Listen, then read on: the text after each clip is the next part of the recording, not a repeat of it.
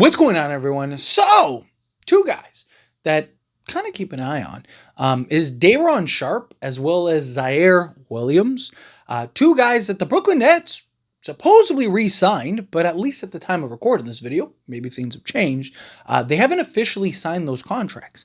The Brooklyn Nets are still maintaining flexibility. Supposedly, the reason that they're doing that and they haven't actually signed them is because they kind of want to be a team and destination to take on contracts and long-term salary and stuff like that, because they're bottoming out, right? Like, they've fully embraced the tank and stuff and making trades and making moves to bring in, like the Miami Heat and so on and so forth, the Miami Heat trade with Highsmith and things like that. So, Brooklyn is a destination and kind of keep an eye on, period, for potentially unloading guys, getting off of guys and whatnot, making various trades, willing to take on salary, wanting to clear off salary, X, Y, and Z, right? They're going to make moves to accumulate and stack as many assets and players and whatnot as possible.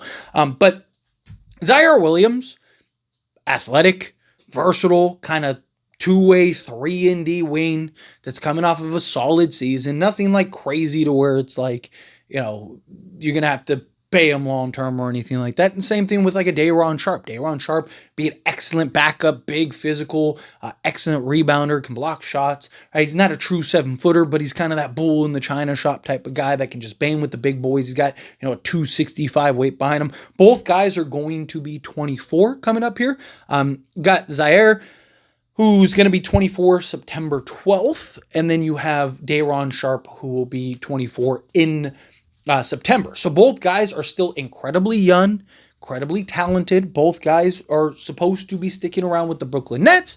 But again, anything can happen. Things can change, and they can change rather quickly. Problem is, Lakers don't have roster spots, so they can't just like swoop in and take them and sign them or anything like that if those players were to get itchy. But that doesn't mean you can't work something out with the Brooklyn Nets to where maybe you're working on signing trades if they want to get off of some guys or they want some assets or whatever. Or maybe you let them get signed and then you go and make that move in January to go and, once they actually, because I believe that they'd be available in January, then you can make those moves, make those trades to end up getting or landing one of those guys or both of those guys then. Brooklyn's also in a really kind of interesting spot because they just have like a ton of young players now because they decided to like keep 20 second round picks and 11 first round picks and just do a bunch of stuff. So it's going to be kind of interesting, right? Obviously they got Cam Thomas and stuff. Maybe, look, you could expand this trade into several guys. Cam Thomas makes a lot of sense. Could you go get, like a Nick Claxton still maybe as like a backup and just like give you some insurance. But the problem is his salary is just so high, but does drop every year. Ziaire Williams and Dayron Sharpe are two guys I would love to see on the Lakers. And look, the Lakers want a young core, young foundation. Like that would give you two guys. It'd give you two guys that can help for now and the future. Two guys that can slot in and play a role for you. Right? Ziaire could be the guy you start, at the 2 or the 3 for you if you want going forward. Right? And then Dayron could be that quality backup for you that can, give you some insurance. And then if, if DeAndre Ayton just doesn't work out or something, at least you got a Dayron who can kind of step in and play that role for you and fill in a spot if need be. And at least you have a big, physical, versatile kind of center to slot in. And, nights that, DeAndre Ayton gets the night off or whatever, you have Dayron Sharpe who can step up, play that role and be that starter for you. But they just have a lot of guys. So, like, you have Michael Porter Jr., who's slotting in at the 3 and the 4. They have, like I said, 15 guys now all playing from Jalen Wilson to Ben Sarif to, Whitehead, Tyrese Thomas, and Highsmith now. And they just, Nolan Traore, well, he's more of a point guard, but get the point, right? Like, they got Drake Powell. Like, they got all these guys. They got, like, 15 guys. They actually have too many roster spot guys, too. So, thing is like, how do they approach this going in? If you're the Lakers, could you maybe squeeze something up? In a perfect world, do a salary dump trade. In a perfect world, you do something where, you clear a roster spot or two, clear some salary, and then also bring back those guys. Maybe do like kind of a bigger turnaround swap. But I want to kind of get into each guy individually. because I think both guys make sense. Even if you were just to land one of them, I'd be all for landing either of them, right? But Ziaire Williams gives you the size, the athleticism, the defensive versatility. He's a 6'8", 6'9", kind of long, lengthy, versatile kind of wing that has ton of athleticism, ton of defense, right? A guy that, still is very young and has a lot to prove, a lot of growth, a lot of development still at hand. Like, he's not anywhere close to a finished product. But he's a guy that I really do think could, slot in and kind of give you that youth, that athleticism, that defense, that shooting, all the things that you're looking for this Lakers team. Last year he played 65 games. 45 games started, which was by far the most games he started for a season. 24 and a half minutes per game, which is the most minutes per game he played in a season. 8.3 field goal attempts per game, which was the most field goal attempts he got in a season. 41.2% from the field in total on 4.8 attempts from three, which was, again, the most of his career. So basically 5 attempts. He shot 34.1% from three-point range, which isn't great, right? But it's not like terrible, and he's showing the progress. And again, that was like almost 2 attempts more than his previous high. So that's a good sign that he's progressing and heading in the right direction. Like, not everyone has to be absolutely lights out. Just to have him as that athletic, versatile lob threat that can defend multiple positions, hit the open three, do all these things for you, right? Like, if he's just like 36, 37% from three-point range, that's great. If he's able to be one of your premier defensive guys and knock down efficiently or at least consistently enough to where teams have to challenge it, that's fine. I mean, look, most of the top-end guys aren't like 40% from three-point range, right? Defensive guys. But 2-point range on 3.5 attempts. Shot 51% from the floor, EFG of 51.1%. Free throw shooting on 2 attempts, 82.1% from the field. Grabbed 5 rebounds, which is good, 1.5 assists, a steal, half a block, and 10 points per game. And again, he did that in 24.5 minutes per game. If you look at his per 36, which doesn't tell you everything, kind of gives you an idea of like what could he do in a more expanded, maybe full-time role, like kind of what we gauge him on. He would have been 15 points, 7 rebounds, 2 assists, 1.5 steals, and a block per game. Sign me up for that, right? Again, young, versatile, athletic, kind of two-way 3-and-D wing, which, again, like, the fact that Brooklyn hasn't actually signed them on, again, maybe they have stuff in play and plans and they want to kind of see how they gauge, right? But like, that shows me that these guys aren't priorities for Brooklyn. Because if they were priorities, you figure out what else you're going to do. Right? This tells me that they're not as, like, they'll hold up their end of the deal because they don't want to look bad. But if they could get off of those two, they'll get off of those two. I mean, they were looking to trade both of them before, but they couldn't get a return.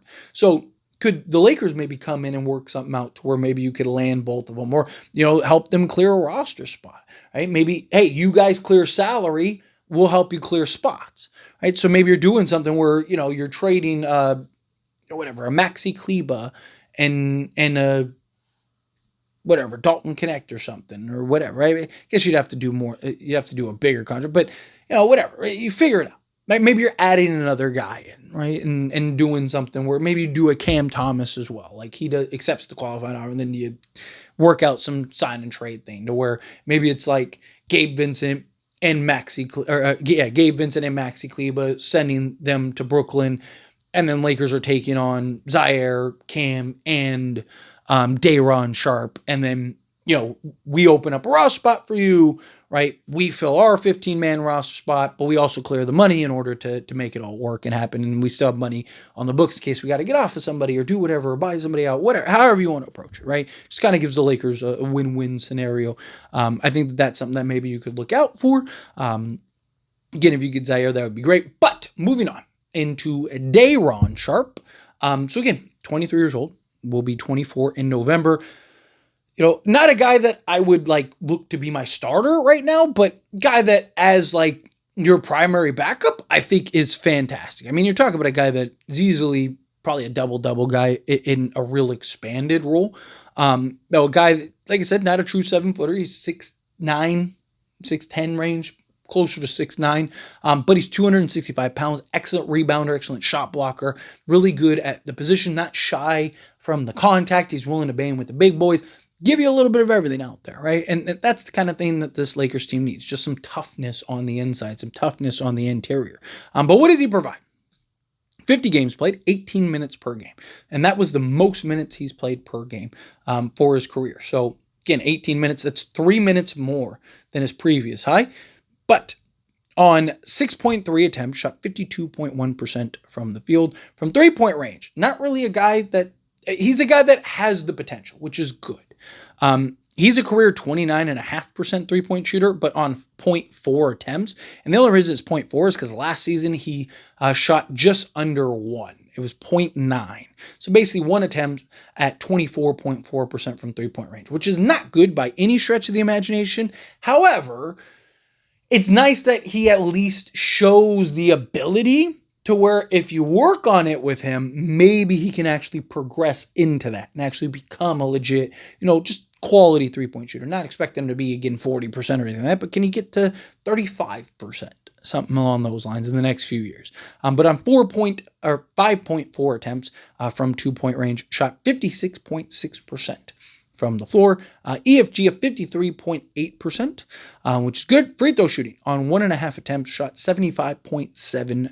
6.6 rebounds, 2 assists, a steal, a block, and 8 points per game. So he basically, in a limited role, was 8 and 7 with 1.5 steals or 1.5 assists, a steal, and a block per game. It's ridiculous. His per 36 are like video game numbers. His per 36 is he'd be 16 points, 13 rebounds, 4 assists, 2 steals, 2 blocks. Like the guy, I don't expect him to be, video game numbers, right? But he's a guy that I really do think could be very good for this team, could really help a ton, kind of fill in, play a role for you, just give you that quality that you're looking for, and just be a guy that could really or two guys really, because Ziaire Williams in this, I just think the two guys that are young, versatile, solve two major needs for you, right? Like that, those are the kind of moves that I wouldn't hate the Lakers making, right? If I don't know if you'd be able to do it this offseason, right? Obviously, if they actually sign the contract, then no. But could you do it as you move into, the trade deadline or something, right? And or like I said, maybe work something out where it's kind of this win-win, where it's like, hey, you need to clear roster spots, no problem, we'll do that. Maybe you're getting even a Highsmith in the deal as well, right? Like there's options there. There's several players on that Brooklyn team that make a ton of sense for the Lakers. And Ziaire and Dayron are kind of two guys that I would love to see the Lakers maybe land. And we'll see what they end up doing. But anyway, as always, this is a discussion. I pass a question on you. Let me know your thoughts and opinions down in the comments. That being said, if you haven't liked this video, hit that like button. Helps me out. It's me enjoy these types of videos, and I truly appreciate it. Not subscribe channel, hit that subscribe button. Turn on the bell notifications. Appreciate y'all. See you in the next one.